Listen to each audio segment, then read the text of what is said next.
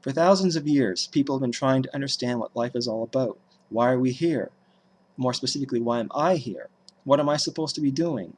What am I not supposed to be doing? Some people even have a pre-life memory. They remember being in spiritual form before coming into this world, surrounded by spiritual beings that were asking them to come here for a reason, but they can never seem to remember what that reason was. For people who've had sometimes very extraordinary spiritual experiences, no one can make sense of it. The spiritual mystery of life remains just that, a spiritual mystery. Different people are trying to find different pieces of the puzzle, and they can put them together. They believe that they're putting the pieces of the life mystery together, but they're incorrect.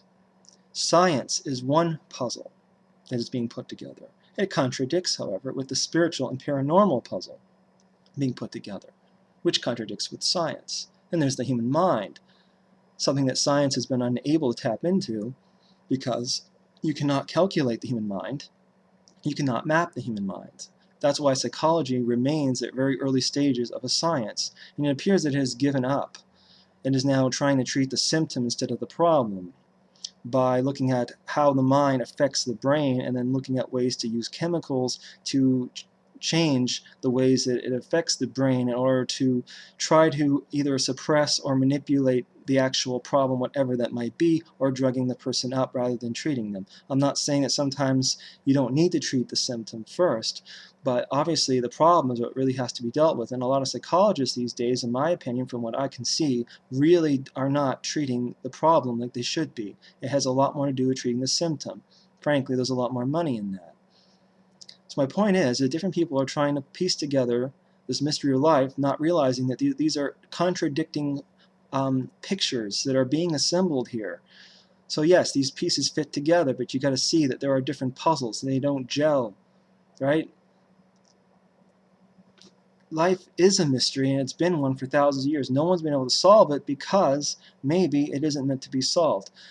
A thought I have is this: if we could understand, if we could tap into the true knowledge of the universe, wouldn't that make us gods? We would be able to do anything. There'd be no limitation to what we could do. That would stop our evolution, wouldn't it? We would have no need to evolve anymore. There'd be no challenges or obstacles to get in our way, to force us to better ourselves in some way. Our evolution would stop. We would just be lazy-ass rulers of the universe.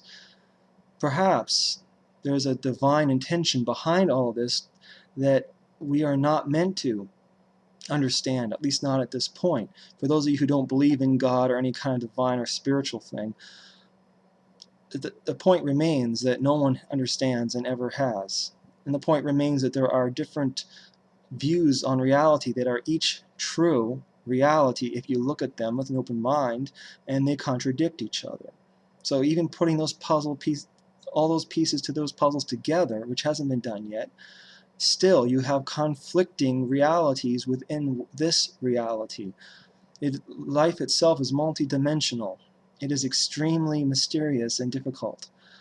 So whenever a organization or person comes along and they claim to have the answers, you have to laugh. You have to laugh. They're full of it, whether they realize it or not. They may truly believe that they're on the path of understanding, but almost certainly they're being misled, either by themselves or by someone else or organization of some kind.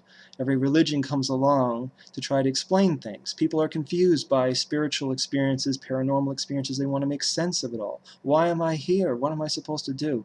Religion comes along and says, well, this is it, this is it. But if you look at any religion, you'll see holes in it. It doesn't capture the whole essence of the mystery of life, because of course it can't. But it offers you a perspective. And if you follow that religion, you can understand certain things and you can achieve certain things, but only from that perspective. Every religion, although it can be empowering, is also ultimately disempowering because it doesn't have the answers, because no one ever has. So that brings us to this so-called Illuminati, also the globalists, that they are commonly known as, perhaps, by most people, globalism. The idea of a new world order or a new society in which we may have maybe not necessarily a utopia, but a world of order out of chaos. There are people, a lot of globalists, who want to see this. And partly this is happening organically, and I'll get there in a moment. You know why this idea of this new system, a new age, is not going to work, why it's never going to work? I can tell you with 100% certainty that a global dictatorship or a global organization or system of any kind, I can tell you 100% with 100% certainty that it would never work. I can prove that to you right now. Why it would never work? Because no system ever has lasted. The reason for this is because life, the force of life, nature itself, of which we are part of, human nature, is always changing, growing, adapting, evolving. For a species to survive in the wild, it has to be innovative. If it's innovative, it might survive. A culture can survive, like the Egyptian culture, has survived for thousands of years. Recently, as many of us know, their dictatorship collapsed, just as the system of ancient Egypt collapsed. Systems come and go, come and go, come and go. They never last. Why? Because they're not adaptive. A system, by definition, is restrictive. It has certain views that it's structured by. It allows certain things and it does not permit certain things. Therefore, it cannot survive and it will always collapse. This is 1 + 1 = 2 logic here. No system will ever survive. That's why they always fall.